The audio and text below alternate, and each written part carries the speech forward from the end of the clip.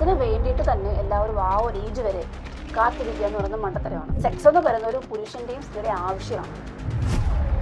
ആവശ്യം എപ്പോഴാണ് തുടങ്ങുന്നത്? എന്നെ സംബന്ധിച്ചിടത്തോളം ഞാൻ ചിന്തിക്കുന്നത് പ്രീ മാരിറ്റൽ സെക്സ് വേണ്ട എന്നാണ്. ഈ സെക്സ് എന്ന് പറയുന്നത് അവരവരുടെ ചോയ്സ് ആണ്. അതെ, പലരും ഒരു മാരേജ് ലൈഫ് എൻഡ് ചെയ്യുന്നതിന്റെ റീസൺ തന്നെ അവരുടെ സെക്ഷൽ പ്രോബ്ലം കൊണ്ട് പലരും ഉണ്ട്. ഇപ്പം കല്യാണം കഴിച്ച് ഒരുമിച്ച് ജീവിച്ച് മുന്നോട്ട് പോകുമ്പം ഒരു 2-3 വർഷം കഴിയുമ്പോൾ അവർക്ക് പിരിയാൻ തോന്നും. ഒരു പുരുഷനും സ്ത്രീയും തമ്മിൽ പരിചയപ്പെട്ട് കഴിഞ്ഞാൽ ഒരിക്കലും അവർ സെക്സ് ചെയ്യാനല്ല അവർ പരിചയപ്പെടുന്നത്. വിവാഹത്തിന് മുൻപ് ഒരു പുരുഷനും സ്ത്രീയും തമ്മിൽ അല്ലെങ്കിൽ ചെറുക്കനും പെണ്ണും തമ്മിൽ പരിചയപ്പെട്ട് കഴിഞ്ഞാൽ ആ പരിചയം സെക്സിലേക്ക് നയിക്കണമോ? കല്യാണം എന്ന് പറയുന്നത് 2 വ്യക്തികൾ തമ്മിൽ സെക്സ് ചെയ്യാനുള്ള ലൈസൻസ് അല്ല. അതുമാണ് ഞാൻ പറഞ്ഞ അതുമാണ്. അത് ചേച്ചിക്കായിരിക്കാം, ചേച്ചിക്കല്ല, കല്യാണം പൊതുവെയാണ്. സെക്സ് ചെയ്താൽ കുട്ടി ഉണ്ടാവണമെന്നില്ല, സെക്സ് ചെയ്താലേ ഉണ്ടാവുള്ളൂ. പക്ഷെ ഇഞ്ചി മൈ മീൽ പാർട്ട്ണർ. ശനിദശയിൽ ഞാൻ രഞ്ജിനി മേനൻ, ഞാൻ നേഹ റോസ്.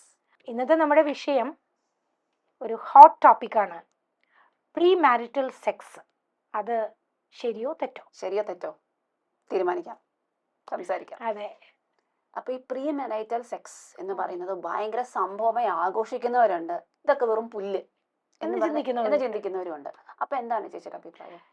എൻ്റെ ഒരു അഭിപ്രായത്തില് ഈ മാരേജ് എന്ന് പറയുന്നത് ഒരു ഇൻസ്റ്റിറ്റ്യൂഷനാണ്, ഇവോൾവ് ചെയ്ത് വന്ന ഒരു ഇൻസ്റ്റിറ്റ്യൂഷനാണ് എന്നൊക്കെ പറയുമ്പോഴും നമ്മൾ അത് ഈസ്റ്റ് ആയാലും വെസ്റ്റ് ആയാലും ലോകത്തിൻ്റെ ഏത് ഭാഗത്തായാലും അതിന് സൊസൈറ്റി ഒരു ഡിവിനിറ്റി കൊടുത്തിട്ടുണ്ട്. മാരേജ് എന്ന് പറയുന്നത് എപ്പോഴും സോളമനൈസ്ഡ് എന്നോ സെറിമണി എന്നുള്ള വാക്കൊക്കെയാണ് ഇതിന് ഉപയോഗിക്കും. What does it mean? അതിനൊരു എന്താ പറയുക, ഒരു ദിവ്യത്വം കൊടുക്കുന്നുണ്ട്. അല്ലെങ്കിൽ അത് വളരെ സീരിയസ് ആയിട്ട് 2 വ്യക്തികൾ ലീഗലി ഒന്നിച്ചു ചേർന്ന് ഒരുമിച്ച് ജീവിക്കാൻ തുടങ്ങുന്നതും അവർ തമ്മിൽ ശാരീരിക മാനസികമായിട്ടുള്ള ഇമോഷണൽ ആയിട്ടുള്ള ഒരു ബന്ധം സ്ഥാപിക്കുകയും സൊസൈറ്റി അതിനെ അംഗീകരിക്കുകയും ചെയ്യുമ്പോഴാണ് അതിനെ മാരേജ് എന്ന് പറയുന്നത്. അപ്പോൾ സൊസൈറ്റിയുടെ മുന്നിൽ ഭാര്യയും ഭർത്താവുമായി കഴിഞ്ഞാലാണ് ഈ പറഞ്ഞ കാര്യങ്ങളൊക്കെ അവിടുന്ന് തുടങ്ങുന്നത്. പക്ഷെ അതിലൊരു റിസ്ക് എലമെന്റ് ഉണ്ട് നമ്മുടെ നാട്ടിലെ സംബന്ധിച്ചിടത്തോളം. വിദേശങ്ങളിൽ അങ്ങനെയല്ല. കാരണം വിവാഹത്തിന് മുമ്പ് അവർക്ക് തമ്മിൽ കാണാനും ഇടപഴകാനും ഒക്കെയുള്ള സമയം ഒരുപാടുണ്ട്. നമ്മുടെ നാട്ടിൽ എത്രയൊക്കെ പുരോഗമനം പറഞ്ഞാലും ഇപ്പോഴും ഒരു കല്യാണം ഉറപ്പിച്ചു കഴിഞ്ഞാൽ, അറ്റ്ലീസ്റ്റ് നമ്മുടെ നാട്ടിൽ കല്യാണം ഉറപ്പിച്ചു കഴിഞ്ഞാൽ ഇടപഴകുന്നതിന് ഒരു ലിമിറ്റ് വെച്ചിട്ടുണ്ട്. അപ്പോൾ ആ ലിമിറ്റ് വെക്കണോ വേണ്ടയോ എന്നുള്ളതാണ് നമ്മുടെ ടോപ്പിക്ക്. ലിമിറ്റ് എന്ന് പറയുമ്പോൾ അവർ രണ്ടുപേരും വർത്തമാനം പറയാം, പുരോഗമനം വന്ന് ഇപ്പം നമുക്കറിയാം, ഒരുമിച്ച് ചായ കുടിക്കാൻ പോകും, ഒരുപാട് നേരം സംസാരിക്കാം, എന്താ പറയുക, ഇപ്പോൾ സേവ് ദി ഡേറ്റ് പോലെയുള്ള കാര്യങ്ങൾ കല്യാണത്തിന് മുമ്പ് നടക്കുന്നുണ്ട്. ഇതൊക്കെ ആണെങ്കിലും ഒരുമിച്ച് ഒരു ബെഡ് ഷെയർ ചെയ്യുക എന്ന് പറയുന്ന കാര്യം പൂർണ്ണമായിട്ട് നമ്മുടെ സമൂഹം അംഗീകരിച്ചിട്ടില്ല. ആ വിഷയത്തിൽ എന്നെ സംബന്ധിച്ചിടത്തോളം പുതിയൊരു ലൈഫിലേക്ക് ഇറങ്ങിത്തിരിക്കുന്ന പുരുഷനും സ്ത്രീയും എന്തെങ്കിലും ഒന്ന് പുതുതായിട്ട് അവർക്ക് വേണ്ടേ. അതുകൊണ്ട് തന്നെ ഔട്ട്റൈറ്റ് ആയിട്ട് ഞാൻ ആദ്യം പറയുകയാണ്, എന്നെ സംബന്ധിച്ചിടത്തോളം ഞാൻ ചിന്തിക്കുന്നത് പ്രീ മാരിറ്റൽ സെക്സ് വേണ്ട എന്നാണ്.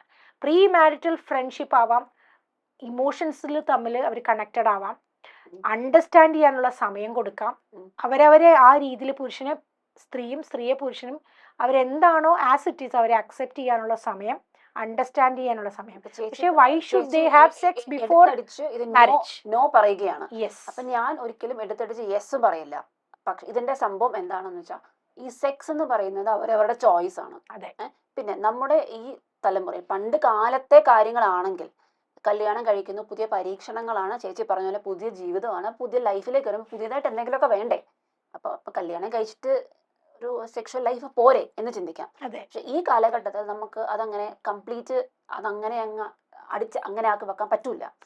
ബിക്കോസ് ഈ കാലത്ത് ഇപ്പം കല്യാണം കഴിച്ച് ഒരുമിച്ച് ജീവിച്ച് മുന്നോട്ട് പോകുമ്പം ഒരു 2-3 വർഷം കഴിയുമ്പോൾ അവർക്ക് പിരിയാൻ തോന്നും. അവർ മറ്റ് ഓപ്ഷൻസിലേക്ക് പോകുന്നു, മറ്റു കാര്യങ്ങളിലേക്ക് പോകുന്നു. അപ്പൊ അങ്ങനെയുള്ളൊരു ഇതില് പലരും ഒരു മാരേജ് ലൈഫ് എൻഡ് ചെയ്യുന്നതിന്റെ റീസൺ തന്നെ അവരുടെ സെക്ഷൽ പ്രോബ്ലം കൊണ്ട് പലരും ഉണ്ട്. പലർക്കും സെക്ഷൽ ലൈഫിൽ ഒത്തിരി പ്രശ്നങ്ങൾ വരാറുണ്ട്. അതുകൊണ്ട് തന്നെ ഇത് വേണ്ടെന്ന് വെച്ചിട്ട് പോകുന്നവരുണ്ട്. ഇന്നത് കൂടുതലാ. പണ്ട് കാലത്ത് അങ്ങനെ പ്രോബ്ലം ഉണ്ടെങ്കിൽ പുറത്ത് പറയാതെ അഡ്ജസ്റ്റ് ചെയ്ത് ജീവിച്ചിരുന്നു. അത് ശരിയാന്ന് ഞാൻ പറയില്ല. ആ. അത് ശരിയാ, ഞാൻ പറയില്ല. വിവാഹത്തിന് ശേഷം അത് പല റീസൺസ് കൊണ്ട് പിരിയാം അവര്. അത് പക്ഷെ ഇങ്ങനെയുള്ള പ്രശ്നങ്ങൾ പോലും കുഴപ്പമില്ല, ശരിയാകും എന്നൊക്കെ കുറച്ച് പ്രാർത്ഥന അല്ല, നടത്തും, അതൊക്കെ ഇവരൊക്കെ തെറ്റാ. വഴിപാട് നടത്തും. അതൊന്നും അങ്ങനെയൊക്കെ ശരിയാ, അതിലേക്ക് നമ്മൾ ഉണ്ടായിരുന്നു. പോകുന്നില്ല. ഞാൻ പറഞ്ഞ വിവാഹത്തിന് മുൻപ് ഉം. ഒരു പുരുഷനും സ്ത്രീയും തമ്മിൽ, അല്ലെങ്കിൽ ചെറുക്കനും പെണ്ണും തമ്മിൽ പരിചയപ്പെട്ട് കഴിഞ്ഞാൽ ഉം. ആ പരിചയം സെക്സിലേക്ക് നയിക്കണമോ എന്നുള്ളതാണ്. സെക്സിലേക്ക് നയിക്കണം. ഒരു പുരുഷനും സ്ത്രീയും തമ്മിൽ പരിചയപ്പെട്ട് കഴിഞ്ഞാൽ ഒരിക്കലും അവർ സെക്സ് ചെയ്യാനല്ലല്ലോ അവർ പരിചയപ്പെടുന്നത്. അല്ല, അത് അവരുടെ ചോയ്സ് ആണ്. ഞാൻ പറഞ്ഞു വന്നത് കല്യാണം എന്ന് പറയുന്നത് രണ്ട് വ്യക്തികൾ തമ്മിൽ സെക്സ് ചെയ്യാനുള്ള ലൈസൻസ് അല്ല.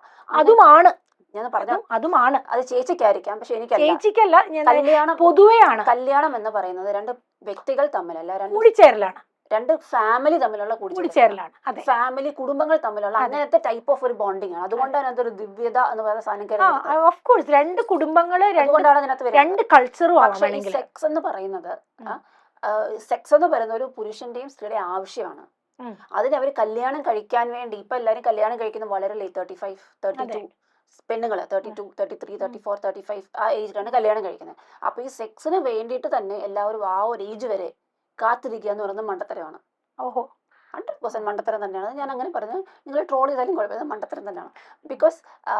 ബിക്കോസ് ഈ സെക്സ് എന്ന് പറയുന്നത് നമ്മുടെ ആവശ്യമാണ്. ഓരോ കാലത്തും ഓരോ ആവശ്യമുണ്ടെന്ന് പറയുന്നത് ആവശ്യങ്ങളാണ്. ഒരുപക്ഷെ അതുകൊണ്ടായിരിക്കാം പണ്ടുള്ളവരെ നേരത്തെ കല്യാണം കഴിപ്പിച്ചുകൊണ്ടിരുന്നത്. അത് ഞാൻ ഒരിടത്തിൽ പറയുന്നുണ്ടില്ല എന്നല്ല.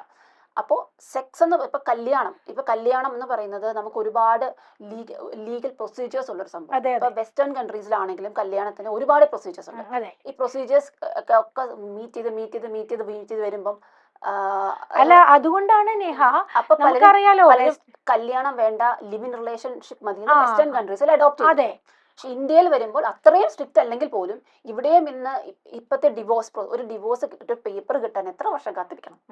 ഒരു ഡിവോഴ്സ് അത് മ്യൂച്വൽ എഗ്രിമെന്റ് ഡിവോഴ്സ് നടക്കാറുണ്ട്. അതല്ലാന്നുണ്ടെങ്കിൽ കണ്ടസ്റ്റ് ചെയ്തിട്ട് പോവുകയാണെങ്കിൽ ചിലപ്പോൾ വർഷങ്ങളോളം. പക്ഷെ എന്നാലും മ്യൂച്വൽ എഗ്രിമെന്റ് ആണെങ്കിലും അത് ഭയങ്കര മെന്റൽ ട്രോമയാണ്. അവിടെ പോവാം, മറ്റേ ഞാനൊരു കാര്യം ചോദിക്കട്ടെ, അറ്റൻഡ് ചെയ്യാം. അപ്പൊ അങ്ങനെ അപ്പം രണ്ടുപേർ തമ്മിൽ ജെല്ലാകുന്നുണ്ടോ എന്നവർ കണ്ടുപിടിക്കും. അപ്പൊ ഞാനൊരു കാര്യം ചോദിക്കട്ടെ, അതോടൊപ്പം തന്നെ പല ലിവ് ഇൻ റിലേഷൻഷിപ്പിലേക്ക് പോകുന്നു. ഞാനൊരു കാര്യം ചോദിക്കട്ടെ, ഈ വിവാഹം ലീഗാലിറ്റി ഉണ്ടാക്കുന്നു എന്ന് പറയുമ്പോൾ തന്നെ ഈ റിലേഷൻഷിപ്പിലുള്ള സമയത്ത് അവർ തമ്മിലൊരു സെക്ഷുവൽ ലൈഫ് ഉണ്ടെങ്കിൽ ആ റിലേഷൻഷിപ്പ് പുറത്തു വന്നു കഴിഞ്ഞാൽ അവർക്ക് ഒരു ട്രോമയും ഉണ്ടാവില്ല എന്നാണ് വിചാരിക്കുന്നത്. വിവാഹം ലീഗലി കഴിക്കാത്തത് കൊണ്ട് അവർ ആ റിലേഷൻഷിപ്പ് പുറത്തു വന്നു കഴിഞ്ഞാൽ അവർക്ക് മാനസികമായിട്ട് ഒരു പ്രശ്നം ഉണ്ടാവില്ല എന്നാണ് പറയുന്നത്. രണ്ടുപേര് തമ്മിൽ ഇമോഷണലി അറ്റാച്ച്ഡ് ആണെങ്കിൽ അവർക്ക് പ്രോബ്ലം ഉണ്ടാവും. പക്ഷേ മാരേജിന്റെ സർട്ടിഫിക്കറ്റ് എന്നൊരു സാധനം വലിയൊരു സംഭവം തന്നെയാണ്. പക്ഷെ മാരേജ് നടന്നിട്ടുണ്ടെങ്കിൽ അതൊരു ട്രോമ അല്ല. ഇപ്പൊ ഞാൻ വിഷയത്തിൽ നമ്മൾ മാറിപ്പോകേണ്ട ആവശ്യമില്ല. നേരത്തെ ഒരു കാര്യം പറഞ്ഞു, വെസ്റ്റേൺ കൺട്രീസിൽ ഈ പറഞ്ഞ ലിവിങ് റിലേഷൻഷിപ്പ് തുടരാനുള്ള അല്ലെങ്കിൽ കൂടുതൽ ആളുകൾ ഓപ്റ്റ് ചെയ്യാനുള്ള ഒരു റീസൺ എന്ന് പറയുന്നത് മാരേജ് ഹുഡ് എന്ന് പറയുന്നതിലുള്ള ലീഗൽ ഫോർമാലിറ്റീസും, ഒരു പ്രശ്നം ഉണ്ടായിക്കഴിഞ്ഞാൽ ഒരു പാർട്ട്ണർ മറ്റേ പാർട്ട്ണർക്ക് കൊടുക്കേണ്ട ആലിമണി, കോമ്പൻസേഷൻ, അങ്ങനെയുള്ള ഒരുപാട് കാര്യങ്ങളുണ്ട്. അതുകൊണ്ടാണ് ആ കൾച്ചറിൽ അത്. നമ്മുടെ നാട്ടിൽ അത്തരത്തിലുള്ള ഒരുപാട് ഈ കോൺട്രാക്റ്റ് ഒക്കെ സൈൻ ചെയ്തിട്ടാണ് വിദേശങ്ങളിൽ കല്യാണം നടക്കുന്നത്. നമ്മുടെ ഇവിടെ ഏതെങ്കിലും കല്യാണം അങ്ങനെ കോൺട്രാക്ട് സൈൻ ചെയ്തിട്ടാണോ നടക്കുന്നത്? അല്ല. അപ്പൊ അതിലൊരു റിസ്ക് ഉണ്ട്, ഇല്ല എന്നല്ല ഞാൻ പറഞ്ഞത്. പക്ഷേ നമ്മുടെ നാട്ടില് ഒരു വിവാഹം നടക്കുമ്പോൾ നേരത്തെ നേഹ പറഞ്ഞതുപോലെ തന്നെ രണ്ട് കുടുംബങ്ങളുടെ ഇൻവോൾവ്മെന്റ് ഉണ്ട്, ബന്ധുക്കളുടെ ഇൻവോൾവ്മെന്റ്, സുഹൃത്തുക്കളുടെ ഇൻവോൾവ്മെന്റ്, ഈവൺ ഒരു സൊസൈറ്റിയുടെ പോലും ഇൻവോൾവ്മെന്റ്. വിദേശങ്ങളിൽ 35 പേരോ 10 പേരോ ആയിരിക്കും ഒരു കല്യാണത്തിൽ പങ്കെടുക്കുന്നത്. നമ്മുടെ നാട്ടിൽ എങ്ങനെയാ? ഏറ്റവും മിനിമം 100 പേര് പങ്കെടുക്കും. അത് ശരിയാണോ തെറ്റോ എന്നുള്ള 100 കുറവും ഏറ്റവും മുകളിലോട്ട് നമുക്കറിയാം. ഞാനൊരു കല്യാണം അറ്റൻഡ് ചെയ്തിരുന്നു കുറച്ച് കാലങ്ങൾക്ക് മുമ്പ്. വളരെ പ്രശസ്തയായ ഒരു സ്ത്രീയുടെ മകന്റെ, ഒരു വലിയൊരു ബിസിനസ് വുമൺ എന്തെങ്കിലും പറയാം. എത്ര 20,000 പേരാണ് പങ്കെടുത്തത്. ഞാൻ പേരൊന്നും പറയാൻ ഉദ്ദേശിക്കുന്നില്ല. അവസാനം അത് ഡിവോഴ്സായി. അപ്പോൾ പക്ഷെ ഒരു കാര്യമുണ്ട്, ഇവിടെ വിവാഹമായിട്ട് നടന്നിട്ട് എന്തെങ്കിലും ഒരു പ്രശ്നം ഉണ്ടായാൽ എല്ലാവരും കൂടെ ഉണ്ടാവും. മറ്റത് ഒറ്റയ്ക്ക് ഷോൾഡർ ചെയ്യേണ്ടി വരും പെയിൻ. ഒരു റിലേഷൻഷിപ്പിൽ നിന്ന് ബ്രേക്കപ്പ് ആയിട്ട് പുറത്ത് വന്നു കഴിഞ്ഞാൽ നമുക്കറിയാം, എത്രയോ പേരെ നമ്മൾ കാണുന്നുണ്ട്, അവരുടെ ഇമോഷണൽ ട്രോമ എത്രയായിരിക്കും. അപ്പോൾ കല്യാണത്തിന് മുമ്പ് അങ്ങനെ ഒരു റിലേഷൻഷിപ്പ്, ഫ്രണ്ട്ഷിപ്പ് ഉണ്ടാവുന്ന നല്ലതാ, അണ്ടർസ്റ്റാൻഡ് ചെയ്യാനുള്ളൊരു സമയം കിട്ടുന്ന നല്ലതാ, ഒരുപാട് സംസാരിക്കേണ്ടത് നല്ലതാ. പക്ഷെ ഇത് കഴിഞ്ഞ ഏതൊരു എപ്പിസോഡിൽ എനിക്ക് തോന്നുന്നു ദിവ്യ ശ്രീധറാണോ പറഞ്ഞത്, ഇതൊക്കെ ഇങ്ങനെ ടെസ്റ്റ് ചെയ്ത് നോക്കിയിട്ട് വേണോ വേണ്ടയോ നോക്കാൻ പറ്റുന്ന ഒരു സംഗതിയാണോ ഇതെന്ന്. സത്യം പറഞ്ഞാൽ അതൊരു വളരെ പത്തറ്റിക് സിറ്റുവേഷനാണ്. ഇഞ്ചി മൈ മീൽ പാർട്ട്ണർ.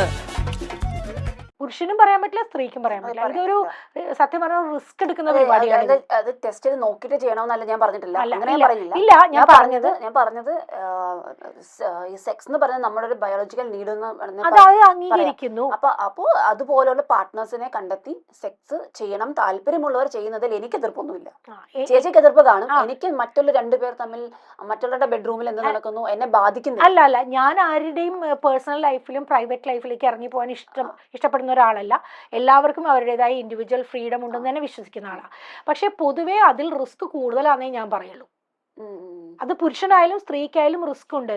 ഒരു റിലേഷൻഷിപ്പിൽ വന്ന് അവരൊരു സെക്ഷൽ റിലേഷൻഷിപ്പിലേക്ക് വന്നു കഴിഞ്ഞാൽ അവര് പുറത്തേക്ക് അതിൽ നിന്ന് തിരിച്ചു പോരുമ്പോൾ അതിനെ വെറുതെ എന്താ പറയാ ഇട്ടിട്ട് അതൊരു വിഷയമല്ല, ഒരു സിമ്പിൾ കാര്യം എന്ന് പറഞ്ഞ് വിട്ടു പോരാൻ പറ്റുന്ന ഒരു മാനസിക നില ഒരു പക്ഷേ ഞങ്ങളുടെ ജനറേഷനിലുള്ളവർക്കില്ല.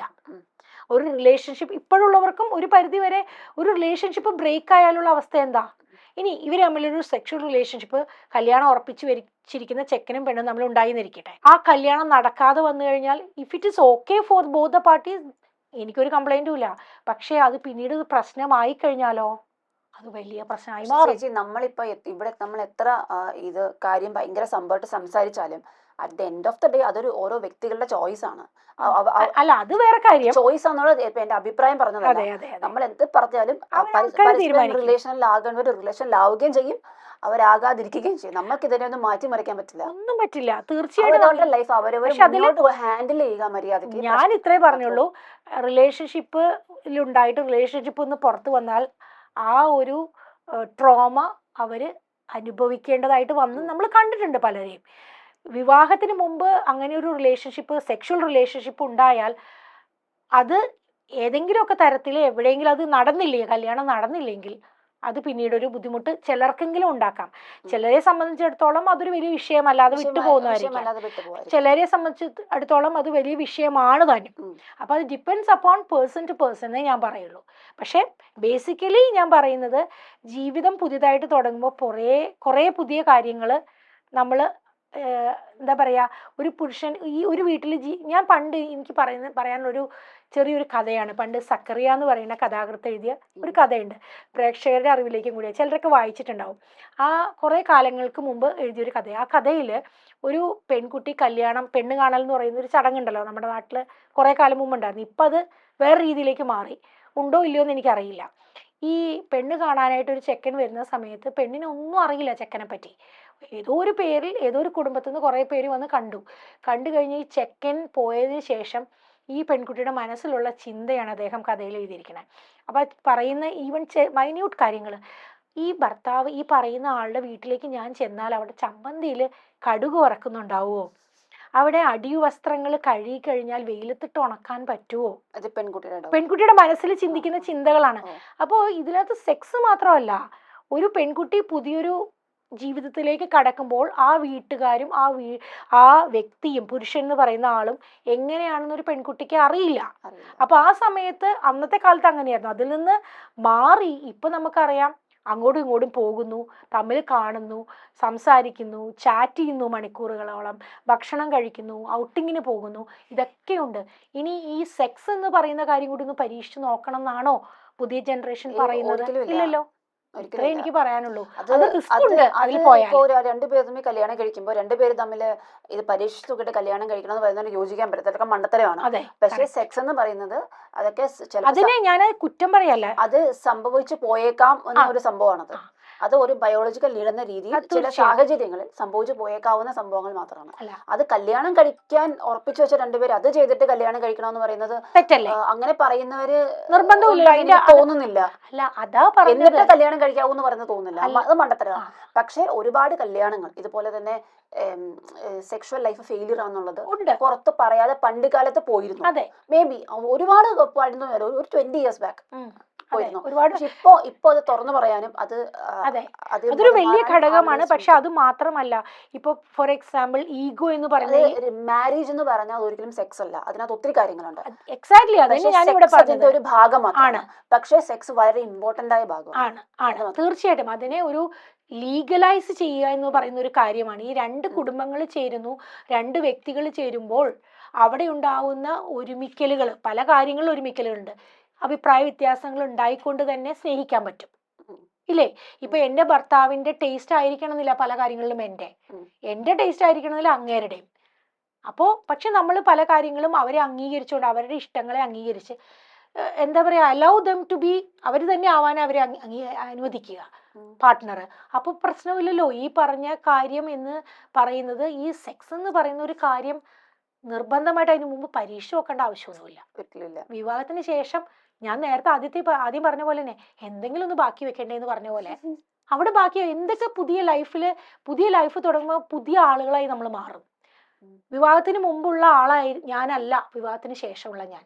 കാരണം വി അപ്പൊ ഓൾസോ ചേച്ചി ഇവോൾവ്. പറഞ്ഞ പോയിന്റ് ഒരു കാര്യത്തിൽ ഒരു സത്യമുണ്ട്, എന്നാൽ അതൊരു കോൺട്രഡിക്ടറി ഉണ്ട്. ആ. അതായത് കല്യാണം കഴിക്കുമ്പോൾ ഒരു പുതിയ സാധനം എന്തെങ്കിലും ഒന്ന് ബാക്കി വെക്കണ്ടേ എന്ന് പറയുന്നതുണ്ട്. ആ. അപ്പോൾ കല്യാണത്തിന് കഴിഞ്ഞപ്പോൾ ബാക്കി വെക്കാൻ വേണ്ടിയിട്ടുള്ളതാണോ സെക്സ്? അല്ല, തീർച്ചയായും ബാക്കി വെക്കേണ്ട ഒരു വളരെ ഇമ്പോർട്ടന്റ് കാര്യമാണ്. കാരണം അൾട്ടിമേറ്റ്ലി ഒരു പുരുഷനും സ്ത്രീയും അല്ല, ഞാൻ പറയട്ടെ, സ്നേഹം സഹിഷ്ണുത ഒക്കെ വേണം. പക്ഷെ അൾട്ടിമേറ്റ്ലി നമ്മുടെ ബയോളജിക്കൽ നീഡിനെ പറ്റി നേരത്തെ പറഞ്ഞു. ഒരു പുരുഷനും സ്ത്രീയും ലീഗലായി ഒരുമിച്ച് ചേർന്ന് ജീവിക്കുമ്പോൾ ഈ പറഞ്ഞ ഒരു കാര്യം സെക്സ് എന്ന് പറയുന്നത് വളരെ ഇമ്പോർട്ടന്റ് ഫാക്ടറാന്ന് പറഞ്ഞു. പ്രൊക്രിയേഷൻ, അടുത്ത തലമുറയെ ഉൽപ്പാദിപ്പിക്കുക, അല്ലെങ്കിൽ ആ വാക്ക് ശരിയാണോ എന്നറിയില്ല, ഉണ്ടാക്കുക എന്ന് പറയുന്നത് വലിയൊരു ഫാക്ടറാണ്. ഈ സമൂഹം നിലനിൽക്കണ്ടേ? അപ്പോൾ അതിന് വിവാഹം കഴിക്കാതെയും നമുക്ക് കുട്ടികളെ ഉണ്ടാക്കാം. നിർബന്ധമൊന്നുമില്ല, ഒരു നിർബന്ധവുമില്ല. ഉണ്ടാവണമെന്നില്ല. സെക്സ് ചെയ്താലേ ഉണ്ടാവുള്ളൂ, പക്ഷെ സെക്സ് ചെയ്യാതെ ഉണ്ടാവില്ലല്ലോ. അപ്പോൾ അതുകൊണ്ട് അതൊരു വലിയ കാര്യം തന്നെയാണ്. നമ്മളെ ഒരു ഇമോഷനെ വല്ലാതെ ബാധിക്കുന്ന ഒരു കാര്യം തന്നെയാണ്. ഇപ്പോൾ എന്തിനാണ് നാട്ടിൽ ഈ പറഞ്ഞതുപോലെ സെക്ഷുവാലിറ്റിയുമായി ബന്ധപ്പെട്ടിട്ടുള്ള ഒരുപാട് കേസുകൾ, ഈ റിലേഷൻഷിപ്പ് നിന്ന് ബ്രേക്കപ്പ് ആവുന്നത്, വിവാഹത്തിൻ്റെ അകത്ത് സെക്ഷുവാലിറ്റിയുടെ ഇമ്പോർട്ടൻസ് നമുക്കറിയാം, അതിൽ ഡിവോഴ്സ് ആവുന്നത്, നമ്മുടെ നാട്ടിൽ ഇഷ്ടം പോലെ കേസസ് ഉണ്ട് ഇതുമായിട്ട് ബന്ധം. അപ്പോൾ it is a big factor. Sexuality എന്ന് പറയുന്നത് വലിയൊരു ഫാക്ടർ തന്നെയാണ്. പക്ഷേ അതിനെ മിസ്യൂസ് ചെയ്യാതിരിക്കുക. 100% മിസ്യൂസ് ചെയ്യാതെ നല്ല രീതിയിൽ യൂസ് ചെയ്ത് പോയാൽ പ്രശ്നം വരാതെ ഇരിക്കും. അത്രേ എനിക്ക് പറയാനുള്ളൂ. ഇമോഷണൽ പ്രശ്നങ്ങൾ വരാതെ നിങ്ങളുടെ സെക്സ് ലൈഫ് നിങ്ങൾ അടിച്ചു പൊളിക്കും. അതെ, അത് ജുഡീഷ്യസ് ആയിട്ട് തീരുമാനിക്കുക. എപ്പോൾ വേണം, എങ്ങനെ വേണം, ആരുമായിട്ട് വേണം, വിവാഹത്തിന് ശേഷം വേണമോ വിവാഹത്തിന് മുമ്പ് ഉണ്ടായിക്കഴിഞ്ഞാൽ അതിലുണ്ടാവുന്ന റിസ്ക്കും നിങ്ങൾ എടുക്കണം. ഇത്രേ പറയണം.